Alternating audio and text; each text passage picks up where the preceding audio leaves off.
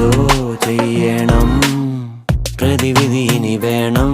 ഈ കൈകാലാകെ വിറയ്ക്കുന്നേ, അത് മാറ്റേണം.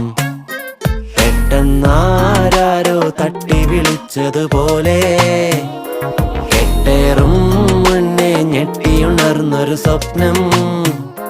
നിന്നെ പോയി സമയം ഞങ്ങളുടെ സന്തോഷം